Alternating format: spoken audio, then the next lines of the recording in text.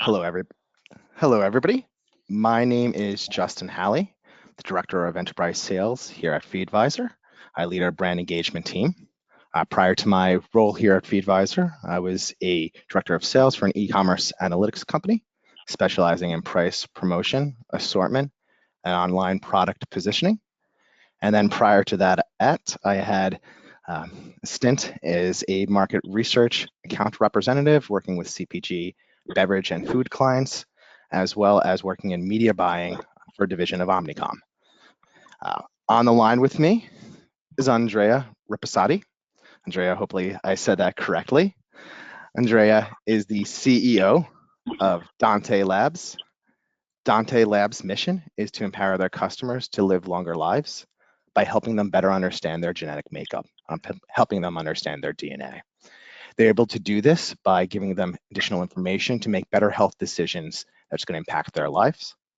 Prior to being the CEO of Dante Labs, he was a project and category manager at Amazon for about 5 years. Dante is going to start off our presentation today. So I'm going to kick it over to him. Andrea, are you there?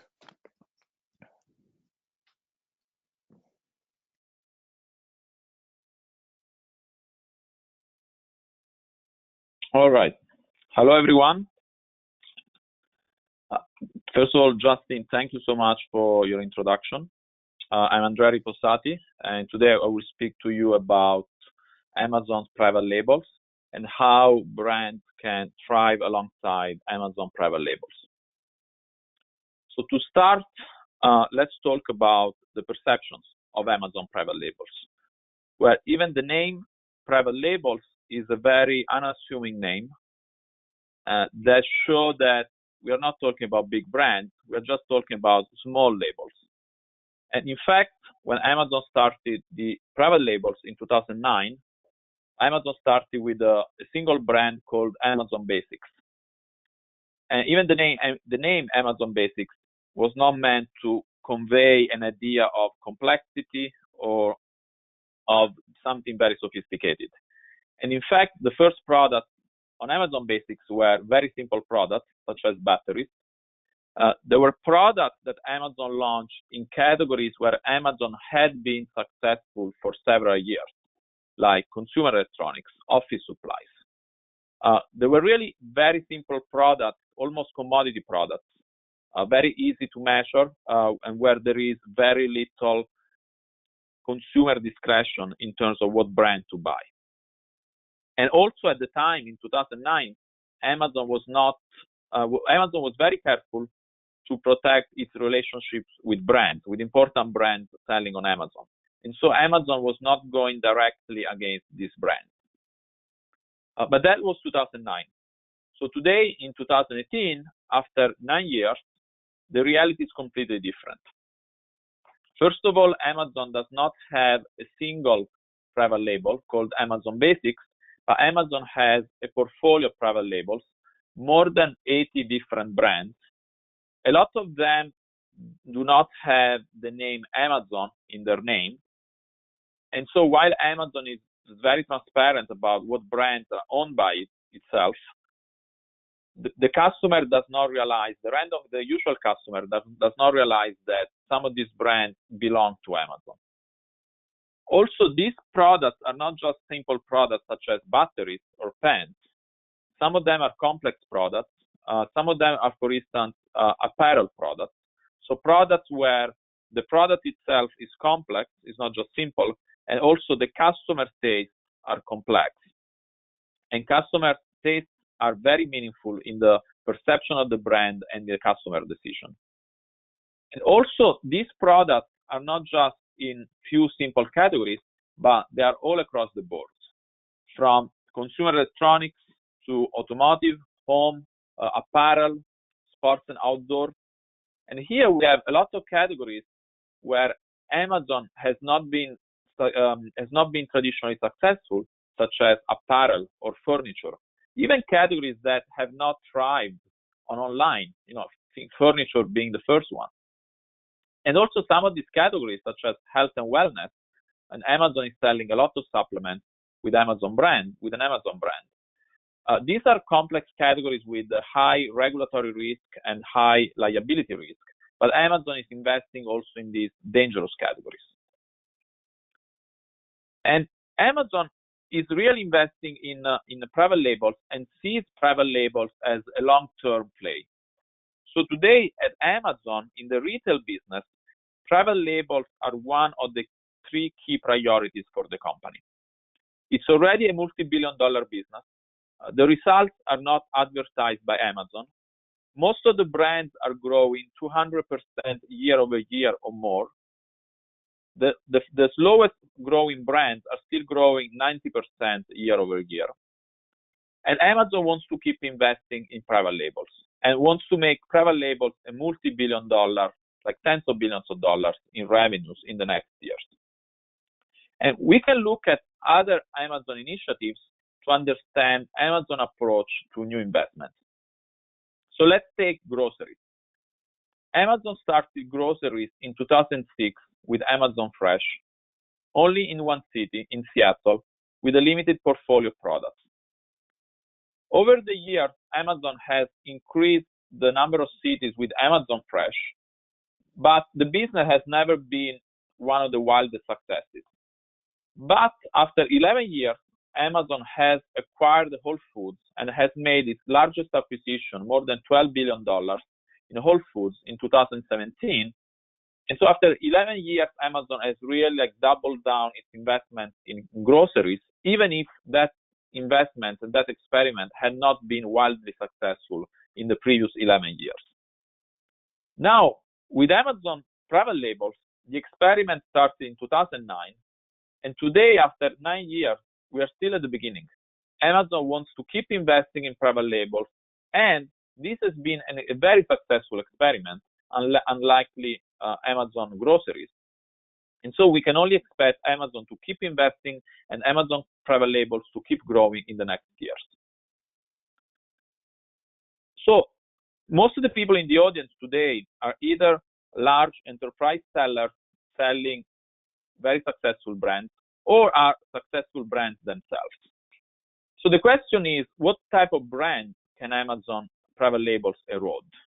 Is it only second-tier brand or also first-tier brand? Unfortunately, it's also first-tier brand. And Moleskine is an example. So Moleskine has been by far the undisputed leader of high-end notebooks for many, many years, like tens of years.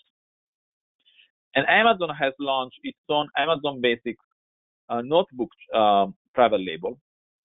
And despite being an Amazon Basics product, Amazon has managed to gain a lot of market share in the space.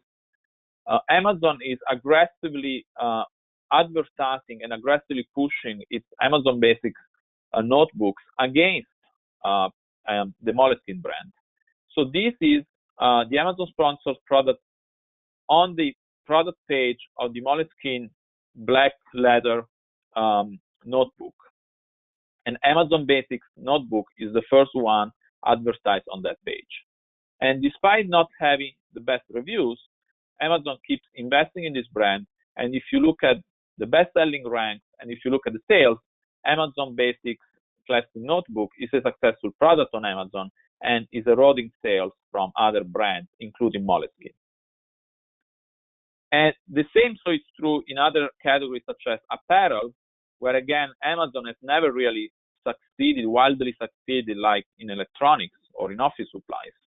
And so Amazon, definitely the brands are really, the Amazon private label brands are really eroding sales from a lot of established brands. And the Amazon strategy, the overall strategy is to own the entire value chain. So Amazon started as a retail company, owning the relationship with the customers and selling products to customers. Then Amazon moved into logistics and conquering the logistics, including the last mile delivery, where today in all the major cities, people who buy from Amazon are used to receive packages directly by Amazon, usually delivered by Amazon Prime now. And now Amazon is also moving into manufacturing, where on one side, Amazon is is importing products into its American distribution centers directly from manufacturers overseas. And then in parallel, Amazon is increasingly investing more and more money in the private labels in order to own the brands that are sold on Amazon. So what can you do as a brand, as a powerful brand on Amazon and off Amazon in order to counterattack the Amazon investment in private labels? Well, you can do a couple of things. Generally speaking, you can own the brand and you can really own the category and make sure that your brand is still number one brand in your category. And this is the strategy. And then in terms of tactics, there are two different tactics that you can do. One is related to driving traffic and promotion to your product. And the second one is a product tactic about product innovation. So first of all, in order to understand how Amazon private labels are attacking your brand and are eroding your sales, what you have to do is to analyze your sales and the traffic to your product, not just at the SKU level or at the company level, but also at the brand level. In parallel, you also want to be able to monitor your competitors' sales and traffic on Amazon, also at the brand level, to understand whether or not there are some competitors who are gaining a lot of sales or gaining a lot of traffic at the brand level. And specifically, you want to focus on the Amazon private labels. And then once you do that, and when you realize that one or two Amazon private labels are directly attacking your own brand, you want to drive more traffic and more sales to your own brand. So you want to run very targeted, specific advertising campaigns on Amazon to drive new customers and to drive sales on your brand in order to ensure that your brand keeps its leadership position in the category on Amazon and off Amazon, in order to make sure that the Amazon private labels do not become the best-selling items on your category. And the problem with advertising is that it can be very, very expensive. And so when you run your advertising on your brand, you want to be very careful about what you monitor, what KPIs you monitor, and at what level you monitor KPIs.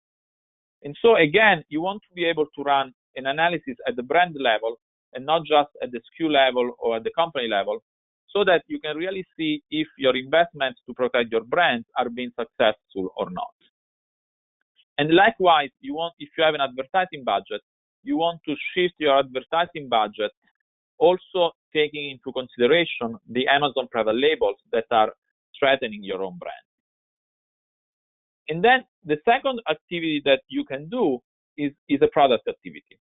So it's really to focus on your product and on product innovation, and to make sure you innovate, you launch new products in order to always have products that are better than those launched by Amazon. Now, one of the main strengths of Amazon is that Amazon is a very broad company with a lot of businesses and a lot of financial resources.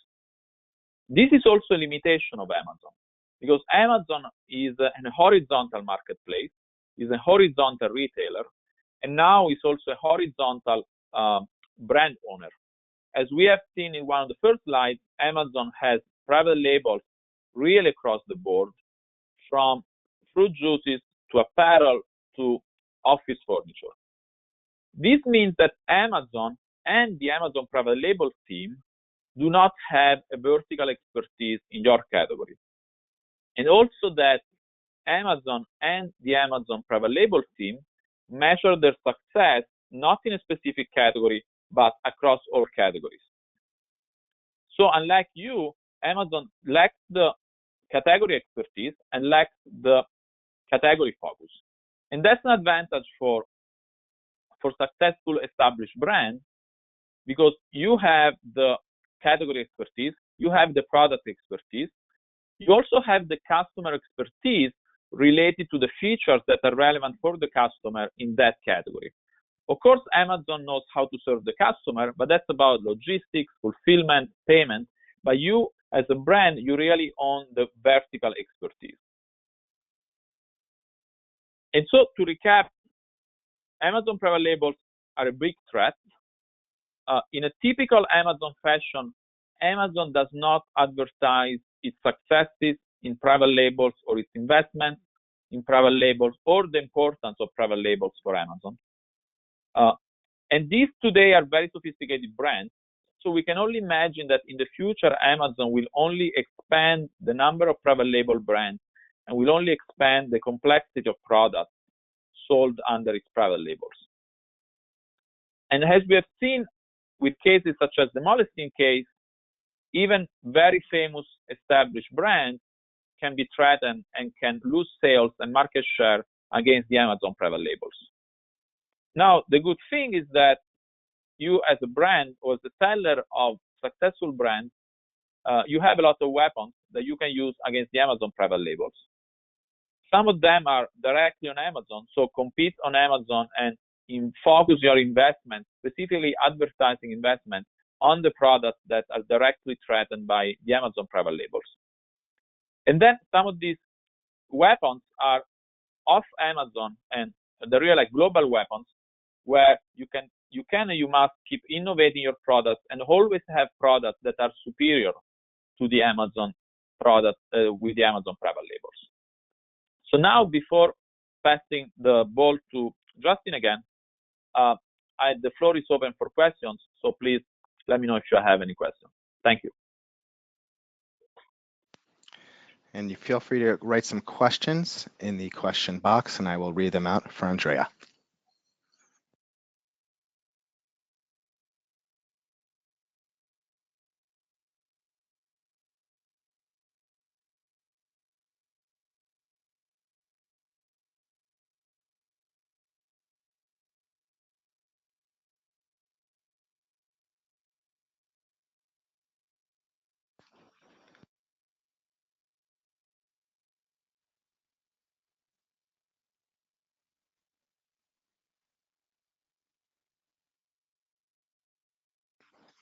Okay, so I think I'm going to take it over from here if there's no questions.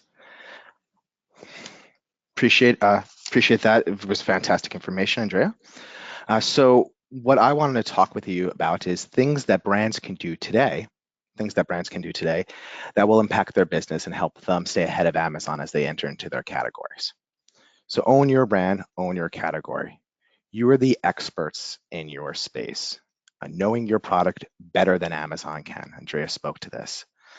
So what you want to do, being the experts in your space, is not only drive traffic through advertising, but also inform customers when they're on their page and they're looking to make a purchase. Your page will teach your customers about the product and about the category itself better than what Amazon can do. So for instance, I have on screen right now an example from one of our clients of Rise Brewing. Rise does a great job with their display advertising, their display pages. They are able to utilize the full carousel of images to include screenshots like we're seeing on the screen right now, highlighting the organic products that go into what they make. Their nitro cold brew coffee, fantastic coffee. What they're able to do with this information by putting a displayed image in the carousel, it highlights that this blood orange the cold nitro brew is made from fresh ingredients. They didn't have to write all natural or made from grapefruits. In the image right there is made from grapefruits. We see that from the product itself. It tells their brand story and it does a good job to support that story as a whole. They are now able to use the additional information on the product page, such as the SEOs derived from the product naming conventions, as well as the product descriptions, to help drive organic traffic to their page and improve their SEO ranking. Amazon understands their algorithm to their advertising, probably better than anybody else out there. So they'll have a competitive advantage in this area. Where you can have the competitive advantage is optimizing your the bids and keywords, so you're not paying more for your product display advertisements. A set it and forget it strategy, setting a budget and not allocating and and changing bids around is just not good enough anymore. It's not good enough to let that ride for a week or a month. If you're in a, sorry, screen. So if you're an apparel manufacturer and you're weeks away from production on a brand new line, it might make sense for you to automate your campaign to liquidate the remaining inventory from last season's styles. If the goal is to target an ACOS and not to be over and under that amount, then you need to have the right technology in place to ensure those safeguards are crucially managed. Just as Amazon's mission is to be the most customer-centric company in the world, Feedvisor's mission is to be the most profit-centric company in the world for our clients.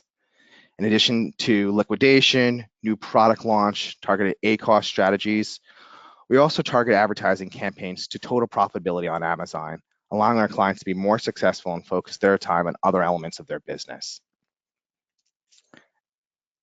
Amazon's becoming more and more of a pay-for-play platform. Recent study put out earlier this month showed that from 2016 to 2017, rates of products sold on Amazon from ads changed from 16% to 25%, with certain categories like household appliances indexing significantly higher. Couple that with the fact that Amazon is coming to a category near you, they're willing to invest in challenging or scary categories in a way they once might not have. It's more important than ever to be thinking about Amazon advertising optimization as an Amazon basic.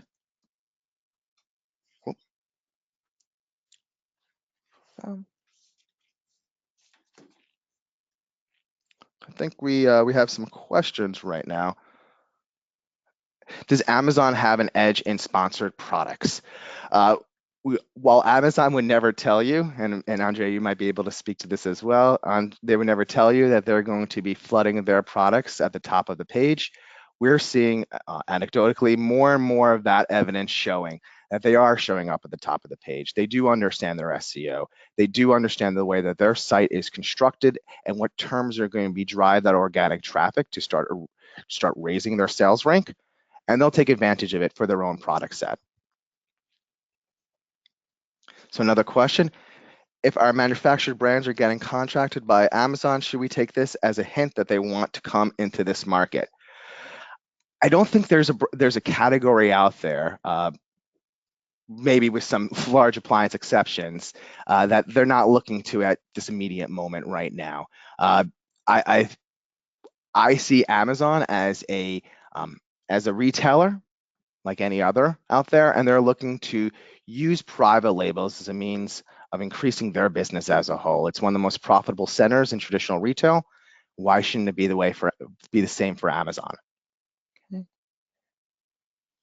Could we recap what brands could do to protect against brand deterioration from Amazon's brands? So there are a few different ways, and Andrea, you might want to ask for your opinion on this one as well. There's a few different ways that brands need to be innovative in the space.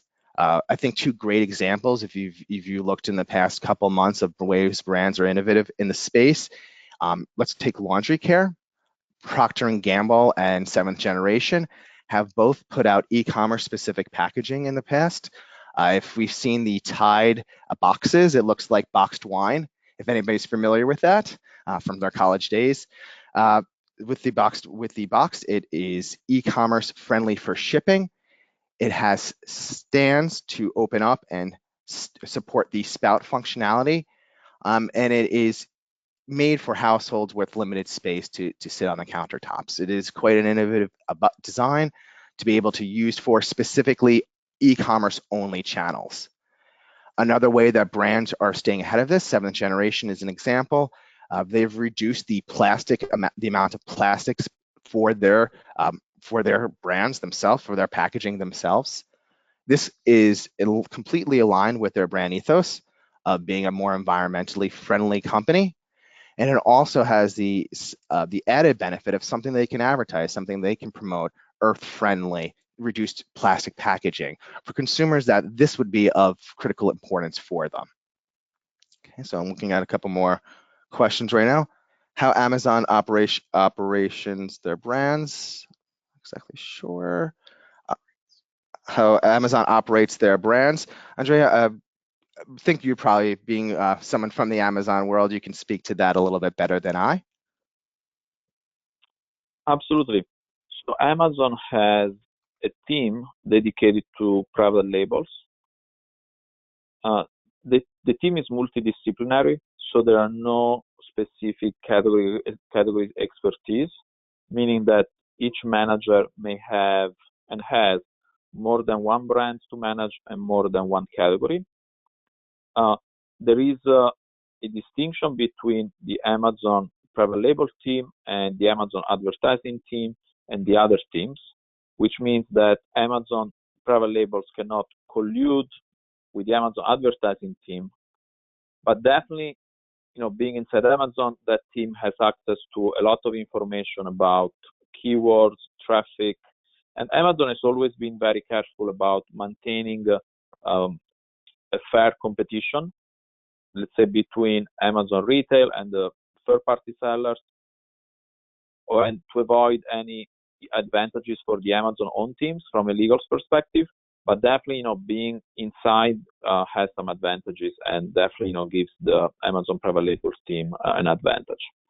And you can look at the Amazon Jobs website. Amazon keeps hiring people for its private labels team. Okay, I have another question here. Does Amazon buy your products in bulk to retail? So if I understand the question correctly, is Amazon going out there and sourcing a lot of your products? So Amazon's, I can answer this one. Amazon's business models to have a marketplace as well as a 1P world that brands live in. They are able to have access to products that you might not want to directly sell to them in one way, shape, or form. So with respect to, does Amazon have the ability to go out and strike a partnership with a company who's buying in bulk, arbitraging, creating a great marketplace? Yes, they do. What product criteria is Amazon using to choose and launch private label products, super high volume products, or is product category a potential opportunity, or is any product category a potential opportunity? I think we spoke to where they started on the Amazon basics and how they're looking to go into more advanced categories. But Andrea, what are your thoughts on that? So definitely every category is an opportunity for Amazon, and Amazon is quite category agnostic. So when Amazon private labels decides to launch a new brand, they will look at metrics such as sales, traffic, and level of competition in subcategories, really, and then decide to launch a new brand and make a very calculated analysis of where the most successful opportunities are. Which means that Amazon could launch a single brand in industrial supplies because there is a specific opportunity there without having any expertise in industrial supplies, but then that brand could be successful there. Okay, and I think this is going to be our last question here. Actually, we have quite a lot, so we can take those. Is driving traffic from outside sources to our Amazon listing an effective strategy? So I would say that depends upon the cost of driving traffic to your listing. If you're able to do this in a cost-efficient method and it drives traffic to a potential conversion of your product, absolutely. Take any advantage to help create a DTC for consumers. If you don't have your own direct DTC, this is another area that you can get them purchasing your product very quickly and easily. Okay.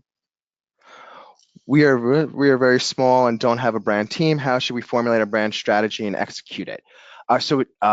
Formulating strategy is dependent upon the SKUs being launched, the strategies in which you're looking to accomplish. So here at Feedvisor, Our methodology to developing and executing against a strategy is to understand what SKU, but what you're looking to do with your SKUs. Are you looking to launch a new product? Are you looking to increase profitability to the maximum amount?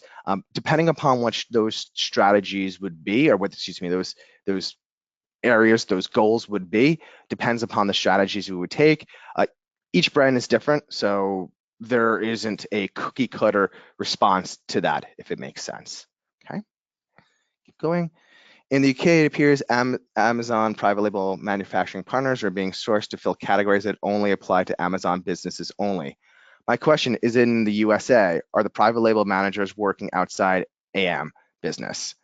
I do know of manufacturers with their own 1P presence who are also being sourced for the third party, not third party, private label products on Amazon. So yes.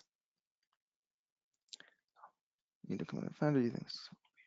Amazon is offering me to become their vendor. Do you think the next step will be to private label my products and import them directly, kicking me out of my business? Without knowing what business that you're in, you could have a high entry cost business where it isn't as advantageous for them to do that.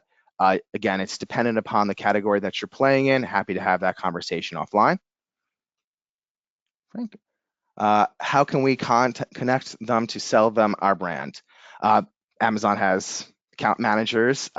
In addition, selling your own brand is a viable option. Being able to use a third-party marketplace as a means of distributing your product is a great way of controlling your price, your advertising, making sure inventory levels are properly stocked.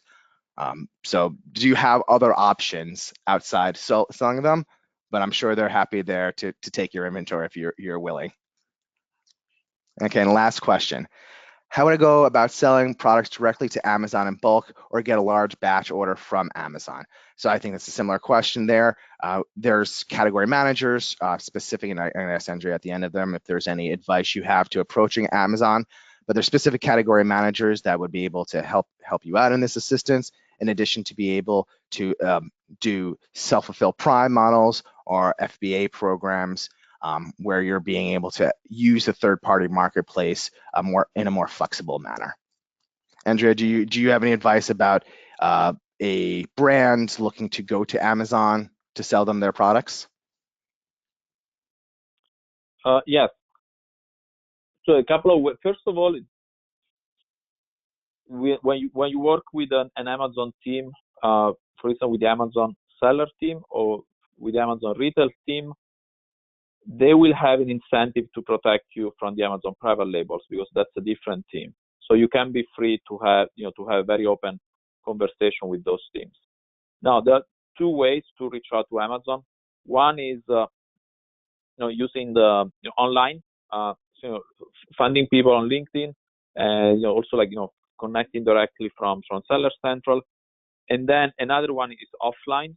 So go to a trade show, a major trade show of your category, and you can be sure to find Amazon people there. In some cases, Amazon has a booth. In some cases, they do not have a booth, but they walk the floor, and you can ask around. You can be sure to meet them there. And usually, Amazon wants to increase the number of brands, the number of sellers on its platform. So Amazon wants to have these conversations. Fantastic. Well, I think that does it for our questions today. Andrea, very much appreciate your time. It was fantastic information that you were sharing with everybody. Thank you very much. After this, the recording will be sent out either today or tomorrow morning, and we'll add that to everybody that was on the attendee list. And if there was any friends that you had that didn't see it, let us know, and we will be happy to get them a recording as well. Everybody, very much appreciate the time today talking about Amazon and private label businesses and what to do as a brand to make sure that you don't get run over when Amazon comes into your category. Thank you very much, and looking forward to hearing from you offline, everybody.